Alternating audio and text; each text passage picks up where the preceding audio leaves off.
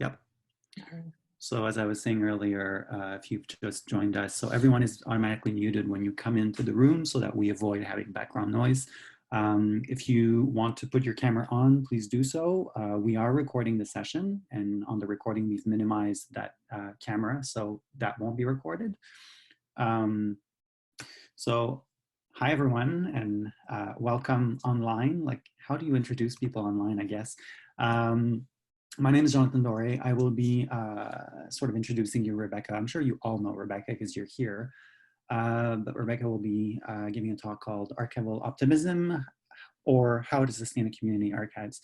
We're doing this partly as a test for the upcoming ACA conference. So we're using Zoom probably for the first time with this amount of people on at the same time. So hopefully everything goes well. If you have any questions during the talk, just put them up in the chat function, chat button.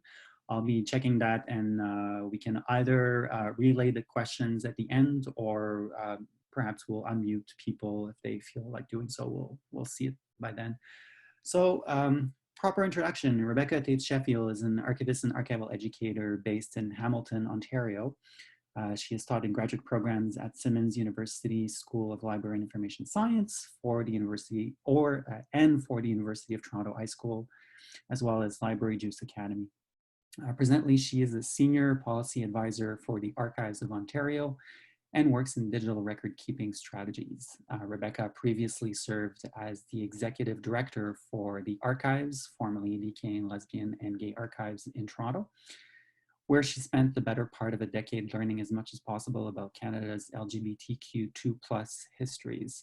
She has studied sociology, gender studies, publishing, and archives. Rebecca completed a PhD in information studies and sexual diversity studies at the University of Toronto. So let us all welcome Rebecca on this. Thank you. Thanks, Jonathan, and thanks, Joe, who's also here. Joe McCutcheon is the executive director for the Association of Canadian Archivists, and she's online co-hosting as well. And also, I should do a shout out to University of Guelph, because the Think Lab at U of G originally commissioned this talk, which was going to be part of a series of talks, and now it may live online forever, who knows? So today I want to talk a little bit about a concept that I call archival optimism, and look specifically at how this is played out within LGBTQ archives and other identity-based community archives. And I probably will talk for about 40 minutes, so feel free to sit back, crack a beer, depending on the time of day, make a tea, and then we can open it up for questions. So the primary question in my research is, what does it mean to sustain a community archives? And I think we can agree that constituting an archives is a special moment, one that consciously brings together our documentary heritage into a space where it can be cherished and deeply considered by ourselves and others. We know that the early moments of an archives are often sparked by a desire to build heritage that better reflects who we are and what we want to be as a community. When a community archives begins to take shape, that's a really exhilarating activity. But what happens next? What happens after this excitement gives way to a recognition that archival work is labor, that it requires an investment of time and money, and that our community's ideas about who we are and what we want to be change over time? What if the banality of collecting, cataloging, indexing has discouraged everyone but the most dedicated champions of the archives? And what happens when the champions bow out? To answer these questions, I draw from both archival studies and queer theory about the archive as a site for cultural reproduction. And in my work, I understand sustainability as both a practical challenge and an ideological exercise, producing imbricated, overlapping, and distinct sets of demands. I use the concept of archival optimism as a way to understand the reasons why communities contribute labor, often without compensation, and invest in sustaining archival practices that tell us as much about this community's past and present as it does about their promissory stake in an imagined future. So that's what I want to talk about today. But before I begin, I would ask a question of how many of you consider yourselves pessimists, those glass half empty kind of people, and how many of you are optimists. And it's tough out there for optimists these days, so I will admit to you that I'm probably an optimist. But I'm still unsure if this is a good thing or a bad thing when it comes to archives and memories. So let's chat about this. I will come back to this, but we tend to think of optimists at best as those of us who see the silver lining in almost any cloudy day. And also as naive, innocent, trusting. In psychology, optimism is a mental attitude reflecting a belief or hope that the outcome of some specific endeavor or activity will, in general, be positive or favorable and maybe even desirable. Even in evolutionary psychology, optimism is seen as a trait that fosters resiliency in the face of stress. That kind of optimism is not really what I want to talk about today. I want to talk a little bit more nuanced than that glass half full pop psychology. I want to look particularly at the work of Lauren Berlant, and let me read you a quote from her 2011 book called Cruel Optimism. More on the cruel part in a bit. She writes, quote, "Whatever the experience of optimism is in particular then, the affective structure of an optimistic attachment involves a sustaining inclination to return to the scene of a fantasy that enables you to expect at this time nearness to this thing will help you or a world to become different in just the right way. But again, optimism is cruel when the object or scene that ignites a sense of possibility actually makes it impossible to attain the expansive transformation for which a person or people risks striving. And doubly, it is cruel insofar as the very pleasure of being inside a relation have become sustaining regardless of the content of the relation, such that a person or a world finds itself bound to a situation of profound threat that is at the same time profoundly confirming." So if that made absolutely zero sense to you, that's okay, you're not alone, and I'm here to help. So what Berlant is saying is that optimism is a force that moves us beyond our individual lives and out into the world, bringing us closer to satisfying something that we cannot create on our own. A way of life, an object, a project, a concept, maybe a scene. Grunge was not created by Kurt Cobain alone, after all. For those of you in the audience, virtual, who are into queer theory, you may be familiar with a particular nihilistic thread of writing about queerness, wherein authors tend to dwell on negative affect, like feelings of shame or melancholy. And while this is sometimes an accurate portrayal of how queer people have been systematically removed or kept out of normative civil society, there's only so many sad queer movies that one can tolerate. Only so many books about persecution and erasure that one can read. Some queer theorists like Lee Edelman and Leo Bersani even go so far as to claim that because queer people struggle to access the means of reproduction, both cultural and biological, this has produced a situation in which queerness can only exist in the realm of the present, without a sense of collective past or future. Berlant's writing on optimism is an intervention into this pessimistic thread of queer theory. She is critical of Edelman and Bersani, for example, because she believes that they fail to account for the ways in which queerness not only resists such exclusions, but also consistently disrupts the status quo simply by failing to live within its expectations. Such pessimism, she argues, dismisses the ways in which queerness has congealed in certain identities, most prominently gay and lesbian, which have in turn produced and reproduced queer cultures within and outside of sexual communities. I mean, take but one example of queer reproduction, the rainbow flag. This flag has now become the symbol for sexual diversity and inclusion and is recognized around the world. The symbol did not come out of nothing, and it has cultural currency beyond the present. So here's my thinking on this. Maybe optimism is the force that also drives LGBTQ folks to found archives, a project that is bigger than one person. And those archival practices that strive to preserve evidence of the past and present for the benefit of a future. Archives are a site of queer cultural reproduction that Berlant claims are part of an optimistic genealogy. We might even extend this idea beyond queer communities. To build on Berlant's work, I propose that archival optimism might be imagined as a broader concept, a notion that we engage collectively in memory work because we have a sense of confidence in a future that will recognize the shared heritage that we build and include those who respect our determination to preserve this heritage, even if the experiences and opinions of those documented in the records diverge from our own.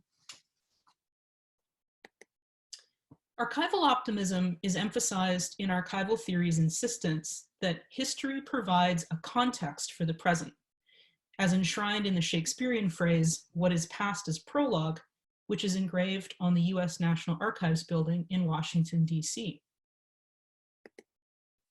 Canadian archivists take pride in the fact that the only statue ever raised in Ottawa to honor a civil servant is that of National Archivist Sir Arthur Doughty, who claimed in 1924 that, quote, "Of all national assets, archives are the most precious. They are the gift of one generation to another, and the extent of our care of them marks the extent of our civilization."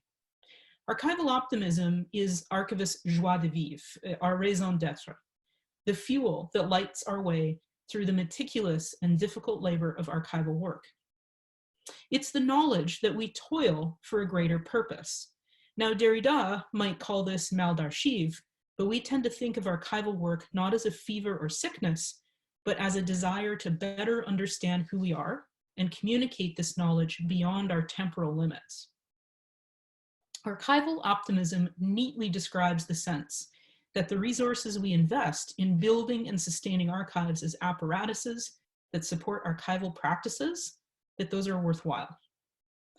What this doesn't do is actually describe those necessary resources or provide any insight into how communities manage these resources over time. And as I've said before, sustaining a community archives is both a practical challenge and an ideological exercise.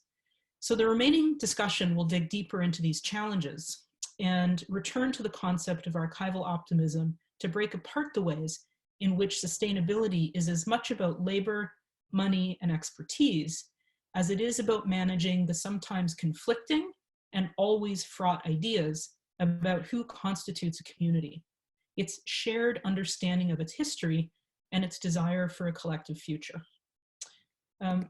So I've been harping on this message for nearly a decade now. Stop me if you've heard this one before, but the practical challenges that impact sustainability do not vary really from one archives to the next. Archives require space, whether this is physical or virtual, or more likely a combination of both. At minimum, they need some financial investment to support the purchase of archival supplies and other technologies, as well as operational costs. In addition, archives require an investment of human resources with a variety of expertise. Archiving is a labor-intensive practice, and making collections available requires yet another kind of labor and skill set. Space, money, and expertise are therefore a trifecta of necessary resources that need to be carefully managed and delicately balanced in the event that one is more easily acquired than the other. An archival initiative that is well funded, for example, but lacks expertise, can result in collecting practices that are unsustainable beyond its early stages. Expertise alone is not enough to sustain an archives, which requires capital to support its operations and collecting practices, as well as space to keep those collections. So I want to zero in on LGBTQ archives and talk briefly about how some of these organizations have developed to cope with these challenges. Finding and maintaining dedicated space for an archives is an important and ongoing task for community archives. In her study of California queer archives, Diana Wakamoto found that these organizations are typically founded because mainstream collecting institutions have either neglected or in some cases censored LGBTQ material. As a result, queer archives are typically established in spaces that fall outside of recognized archival systems. For example, in community centers, bookstores, private homes, or academic offices, where space is carved out for the purpose of processing and storing materials.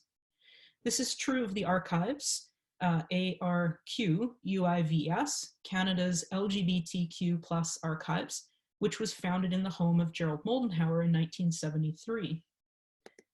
It's also true of the Lesbian Herstory Archives, or LHA, which was started in 1974 in the home of Joan Nessel. As Danielle Cooper writes in her study of the LHA, situating archival practices within a domestic environment was not only a consequence of practicality. Founders and archivettes could work on collections in a comfortable environment after their paid work or on weekends. But this decision also aligned with the LHA's political stance as a non-institutional archives. And today the LHA resides in a home in Park Slope, Brooklyn, that is always occupied by a live-in caretaker who is responsible for the day-to-day activities such as turning on the lights, collecting mail, and answering the phone. But let's be clear, uncertainty about access to or sustainability of facilities can have a great impact on the capacity of a community archives to sustain its momentum and thrive. A recent crisis at the Sexual Minority Archives is a good example. The archives, which operated out of a rented home in Northampton, Massachusetts for more than 4 decades, was nearly shut down completely in 2017 when the homeowner decided to sell the property. After a successful fundraising campaign, the archives and its curator, Ben Powers, were able to find a new home for the collection a few miles away in the city of Holyoke. It was a lucky outcome. For many grassroots community archives, financial investment also remains a key challenge. If archival practices remain small in scope, they may continue with participant funding for as long as necessary. Many will operate without a budget for some time, relying mostly on small donations from community members or volunteers who chip in to buy necessary supplies. As a longtime volunteer at the archives with Q, I found myself picking up supplies or paying for photocopying on behalf of the archives without any expectation that I would be reimbursed. And many other volunteers did the same. As the community archives grow, however, they'll need to find or seek out broader community support. This might include a variety of fundraising tactics, from 50-50 tickets sold at bars and clubs, ticketed events such as concerts or dances, or donations from more mature community organizations. The archives, for example, relied heavily on the financial support from Pink Triangle Press for some time as its parent organization, which also provided free space in its central offices. But to seek community members' support, an archival project through personal and business donations shows the extent to which the broader community values documentary heritage and believes in the work of the archives. Community fundraising is also an exercise in archival optimism, especially when archivists take money from community members who do not directly participate in the archives, but who see the value of this work for those involved and for an imagined collective future. Relying on community members to chip in is nevertheless risky, as support may be unpredictable or unreliable over time. One sustainability strategy is to formalize as a nonprofit charity, and this allows the archives to access financial resources, such as the United Way and employee contribution matching, and the ability to issue tax receipts for cash and in-kind donations. The capacity to issue tax receipts is designed to encourage support for such organizations. However, the process of becoming recognized as a charity usually requires that an archives incorporate with a structured governance system and publish a set of bylaw. There is also a lengthy application process that is not always successful.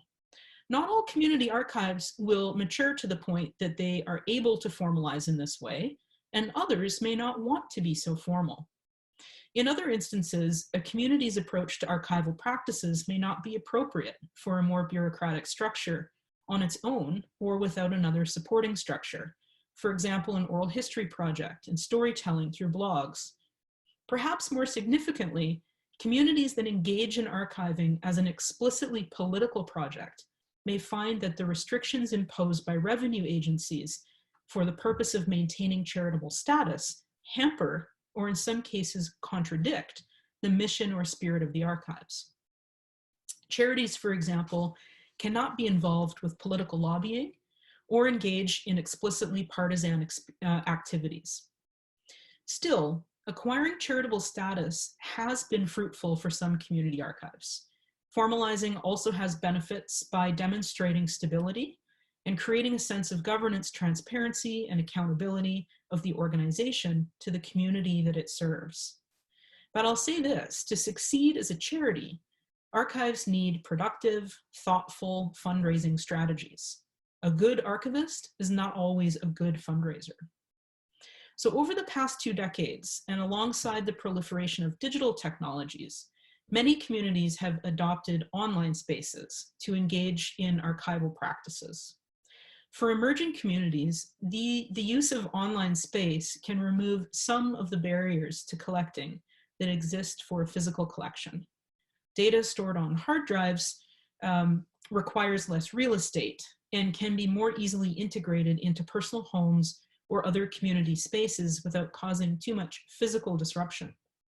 Records can be stored in the cloud using any number of digital platforms such as Omeka or Merkutu sites. Virtual or digital archives can also meet the needs of communities that are increasingly geographically dispersed and facilitate entirely new forms of outreach and reference engagement.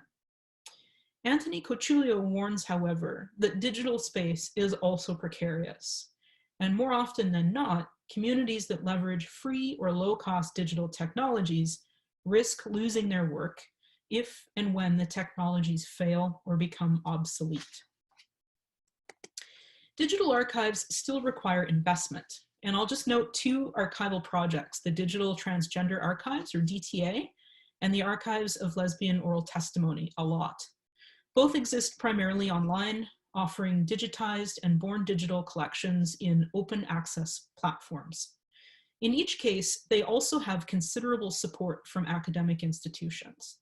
KJ Rawson, the founder of the DTA, is an associate professor at the College of the Holy Cross, which provides a laboratory space for digitization and cataloging work, as well as server space to host the DTA. Likewise, ALOT is provided server space by Simon Fraser University, where director Elise Chenier is a professor in the Department of History. ALOT also employs a grant-funded project archivist who requires desk space within the university library.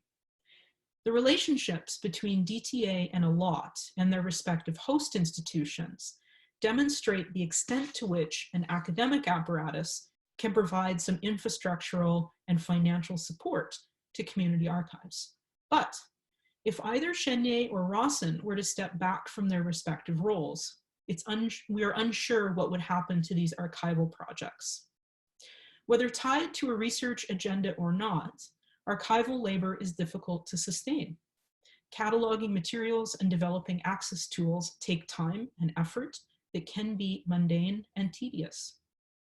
Working with members of a community to document shared experiences and/or identify important documentary heritage requires additional dedication of resources. This kind of labor can be exhilarating. As Michelle Caswell has pointed out, community archivists often feel that their contributions have significant positive impact on themselves and their own communities.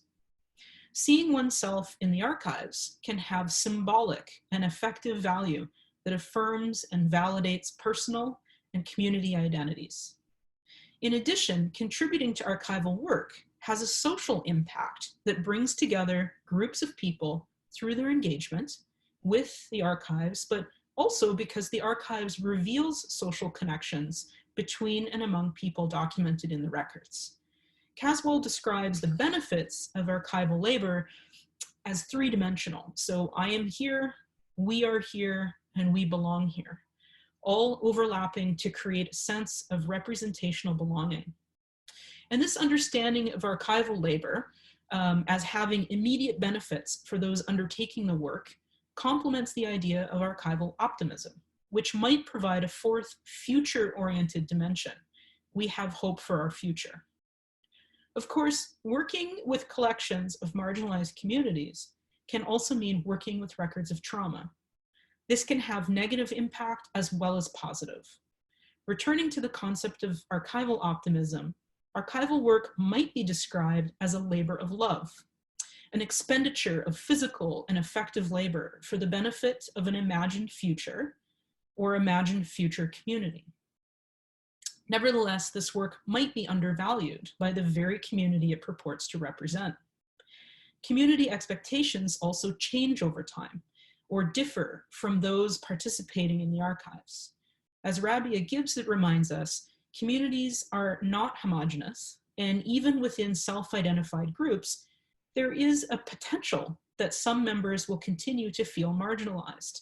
Even if the work is compensated or valued, it can be difficult to sustain because of the emotional burden that it creates. Sustaining archival practices can take a toll on those involved. So, how and why do we sustain momentum through challenging times? And if archival optimism is the thread that draws communities together to engage in archival practices, even against the odds, what happens when communities pull apart?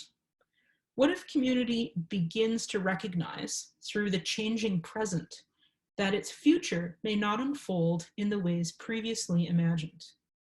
I often return to this quote from Jose Esteban Munoz. He warns us that the future is only the stuff of some kids. And he's speaking about how the future is conceptualized around the succession of power through reproduction. That future is not designed for those of us who lack power in the present. And to extend this argument to archives, those who contribute to an archives tend to assume that the future will be populated by those who look like them and think like them, and that they will share similar experiences and desires, that they will want to archive the same kinds of records with the same tools and interpret existing collections in anticipated ways. As society changes, however, so do the communities that engage in archival practices. One approach to archiving can give way to another. This transition not only signifies a change in technological and cultural sensibilities, but also in the coalescing dynamics of the community that originally led to the establishment of the archival project. Thus, while archives are material in the sense that they preserve records that inform us, they are simultaneously rhetorical projects that persuade, affect, and impress upon us what past generations want us to know about them. In an effort to sustain these projects across generations, communities have to develop strategies to negotiate changing community culture, priorities, and goals. In addition to material resources, communities must take efforts to sustain their archives as rhetorical projects amidst ideological or philosophical crises. How do these crises and our responses to them impact our community archival practices? How can community archives serve as spaces where voices from the past, present, and future are simultaneously alive and speak to one another for the purposes of expansive transformation? So let's talk about this. One of the ways to respond to changes in community expectations is to embrace the archival practices that are under scrutiny with an even tighter grasp. And while on one hand, reinforcing long-established approaches to collecting can be seen as digging one's heels in, or refusing to acknowledge emerging and sometimes conflicting community identities, cleaving to the practices that originated with the founders and champions of the archives can also provide some clarity around the goal of the larger project.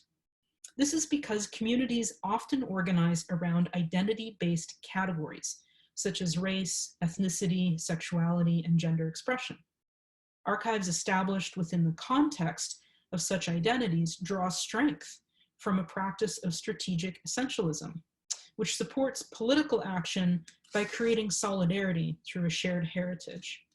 The danger of this approach is that the benefits of strategic essentialism rely on coherent categories of identity that are often contingent on their relationship to power, and at times prevent the kind of expansive transformation that they simultaneously seek.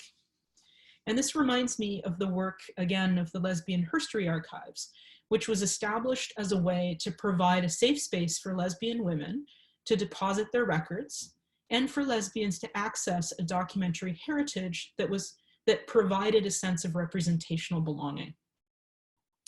Although the archives is open to all visitors, its collecting practices and programming remain focused on the needs of lesbians. Yet, the category of lesbian does not necessarily describe the myriad expressions of sexuality and gender that have emerged since the LHA's founding in 1974. Rather than amend their collecting practices, LHA's coordinators continue to collect records by, for, and about lesbians, with an understanding that at some point in the imagined future, the socio-political and economic systems may change enough to make it no longer necessary for lesbian women to require this separate, safe space for their documentary heritage. In other words, the LHA operates only as long as it is needed for the community of people who identify as lesbians, a category that LHA has in fact, and in part, helped to define. The sustainability of the LHA is in fact an imagined end. Maintaining focus on particular identity category, however, is not always a successful strategy, nor does it encourage the kind of horizontal participation from those who feel excluded from this identity. While at the archives with a Q, I came to understand the work of collecting and organizing records as a social activity. It was kind of like a form of crafting. UK sociologist David Gauntlet has argued that crafting can be a way for communities to create a sense of shared identity as individuals work together to make something. It sounds a lot like Berlant's optimism. In the case of the archives, people come together to make archives. Collecting practices were generally undertaken by a small group of dedicated volunteers, mostly white, cis, gay men, who conducted their work in routines developed over time and with particular meaning to that group. So even though the archives was envisioned as a community space, its collecting practices reflected and privileged what Elizabeth Kaplan has called the self-perceptions, aspirations, divisions, and anxieties of its founders and champions. Like knitting or quilting, archival practices might be passed along to newcomers who will incorporate their own traditions and develop entirely new approaches to community documentation. This assumes, however, that newcomers will feel welcomed and valued within the archives, even if they do not ascribe to any of the foregrounded identity categories. Even the name of the organization could be perceived as alienating to a younger generation. The Archives, which is known for nearly 2 decades as the Canadian Lesbian and Gay Archives, only changed its name in 2019 in response to pressures from those who do not identify as lesbian or gay, and from trans and non-binary folks who do not always see their own experiences reflected in those collections. Considering this history, the Archives has tended to attract a homophilous community of volunteers, birds of a feather flock together, unintentionally complicit in the reification of particular identity categories through the sublimation often of others. It's too early to assess the impact of the name change, so time will tell if it is superficial gesture or an indication of a much larger structural change within the organization. The homophily that it persists at the archives is not unique, and Kaplan surveyed, for example, the archival practices of the American Jewish Historical Society and found that much like the archives, the organization was established as a way to gather documents to help construct a coherent community identity. In bringing together documentary evidence of Jewish life in the United States, the society validated a very particular ethnic identity, even though founders were aware of the vast differences among, for example, those who had immigrated from Germany and those who had come from other parts of Europe. In addition, founders recognized the impact of socioeconomic class and language differences among Jewish Americans. Collecting practices nevertheless obscure many of these differences. Kaplan recognizes that a coherent, albeit essentialist identity can be used strategically to attain particular political goals. At the same time, she calls on archivists to recognize the impact that this essentialism has on our collections, whereby we end up collecting what we are and becoming what we collect. For identity-based archives that attract participation from community members with similar approaches to archival practices, essentialist collections can produce a kind of archival homophily, which is difficult to overcome. If collections continue to highlight the interests of some and underrepresent others, those who do not see themselves reflected in the collections as a whole may also see little value in the community archival practices as a whole. Right, so there's the change from CLGA to the archives. The strength of a coherent identity supported by a community archives suffers from what Berlant calls cruel optimism. To put this into alignment with the notion of archival optimism, cruel optimism is a product of optimistic attachments to practices that have been successful in the past and continue to be fruitful in the present, but which cannot be sustained into the future because they make it impossible to achieve the kind of expansive transformation that is the ultimate goal of the project. For community archives developed around a particular identity, cruel optimism manifests through those homophilous practices that have contributed to material improvements in the community, but through which transformative change is not possible. An archives established in the wake of the gay liberation movement, for example, will struggle to meet the needs of a contemporary queer community who does not necessarily see themselves reflected through the archives, despite benefiting from its existence. Archivists have already started to brush up against the problems of cruel optimism.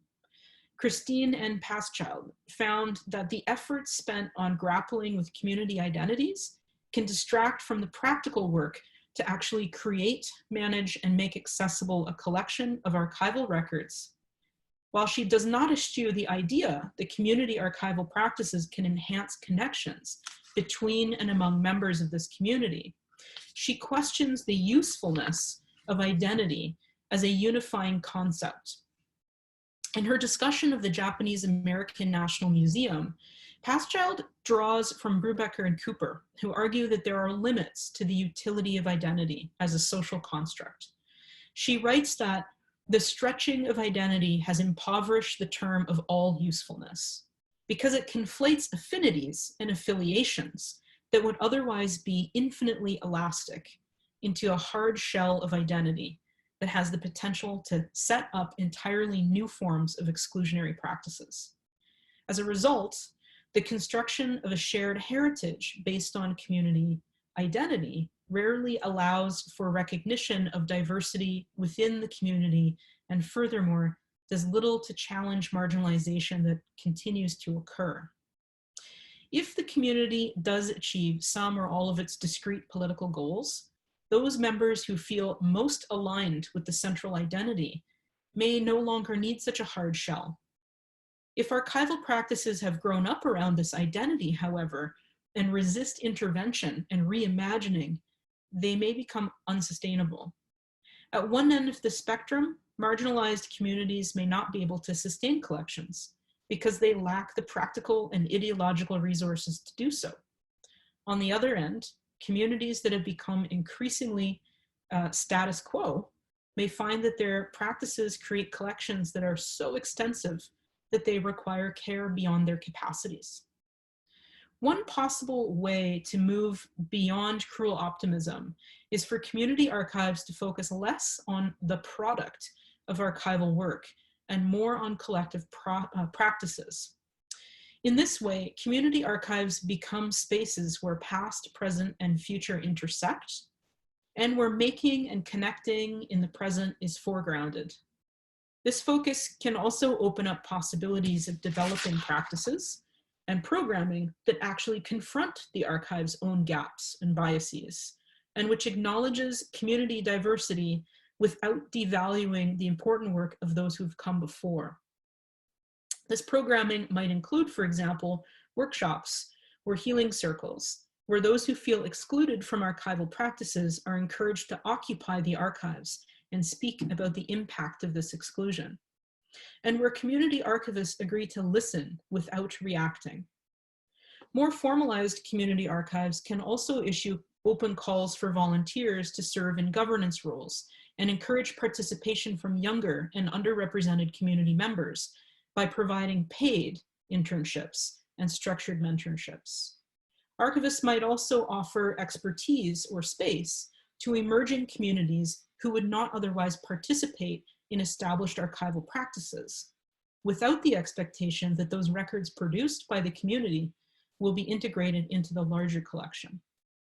Most importantly, community archivists must acknowledge that as their practices and collections develop over time, they may actually become status quo, a consequence of change to the socio-political and economic systems that adapt to include particular identities while further marginalizing others. These others may not be willing or even interested in picking up the torch and carrying it on. So what happens when no one is willing to pick up the torch, or the identity at the center of archival practices becomes so fraught that it can no longer coherently support political goals? One possibility is that the archive ceases to exist. Collections are left in basements or to degrade in the hands of community members. But another possibility is that the archives develop some nimbleness in their programming, incorporating the present perspective in addition to the typical past and future perspectives. You may be wondering about the slide up. At the archives, archival optimism has been fueled by a fear that the histories of gay men and lesbians can and have been erased from our documentary culture. The founding members of the archives were acutely aware that a flourishing homosexual community in Weimar Germany had been rendered forgotten by the Nazi regime until it was rediscovered in the early 1970s through oral histories and the meticulous reconstruction of documentary heritage. This fear of erasure produced an urgency among community archivists who brought together documentation of their own experiences to preserve for future generations, so that this kind of history would not be lost again. Until recently, this anti-fascist collecting frenzy seemed not only outdated, but also rather quaint in contemporary Canada, where many political leaders proudly participate in pride parades. And human rights for gay men and lesbians are enshrined in law.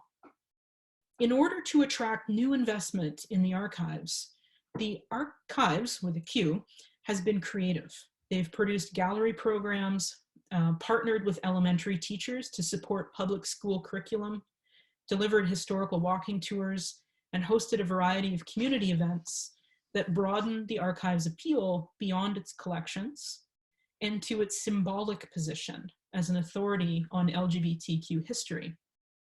The archives has also grown its financial support beyond the community to earn provincial and federal grants, secure investments from major banks and other corporate funders, so that it is now able to employ a full-time executive director and at least 2 project archivists. How long the archives will be able to adequately care for its collections without infrastructural support from an academic institution or a public archives is unknown at this time. But it's clear that the organization now is too big and too important to the Canadian archival system to simply allow the torch to be dropped. Perhaps the most optimistic view of sustainable community archiving practices is that they will continue to unfold in the ways that make the most sense and have the greatest benefit for those who undertake them. If this is true, however, it also suggests that community archives are only sustainable insofar as they are meaningful to the people who support them. So to aid this conclusion, it may be helpful to distinguish between community archival practices and the collections of records these practices create. While practices occur in the present and can be altered and enriched to support the needs of a dynamic community, the records produced by these practices might not be so mutable on their own. While it might be understood that our interpretation and use of these records change over time, the Western approach to archiving is inclined toward a stasis form of preservation, in which records are kept for as long as possible in the context and structure in which they are created, thus enhancing their trustworthiness over time. If sustainability is the goal of community archiving practices, then the product of these practices might actually prove a burden to sustainability. In other words, to sustain connecting and making, the community might have to give up some of its crafts to make room for new ones. And I'll just end this discussion with a story. And I'm mindful that the two very people involved with this are on the call today. In 2009, the June L. Mazur Lesbian Archives entered a partnership with UCLA to hand over more than 90 archival collections to be digitized, housed, and made accessible to researchers through the university's library system. The donation of the collections was in part to ensure that they would be stewarded for future generations, but also to open up more space in the Mazur's West Hollywood location to continuing to engage a community in archival practices. Handing materials over to a repository designed for the care of archival records actually allowed this community archives to sustain its practices, while at the same time ensuring the survival of the collections these practices have produced.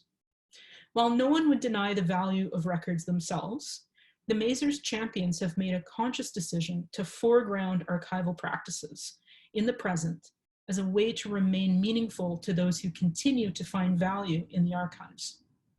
Although some may perceive the process of integrating community-built collections into a larger repository as assimilationist, it may also be part of a transformational goal to intervene on documentary heritage in a place that has previously excluded, obfuscated, and censored this community. Wherever the collections end up, the practices that surround them can continue to develop, shaped by socio-political and economic structures, and most importantly, the interests and affinities that bring this community together in the first place. So I'm going to leave it there because I've been talking for a long time. Oh, and I can't hear anybody clap. So thank you.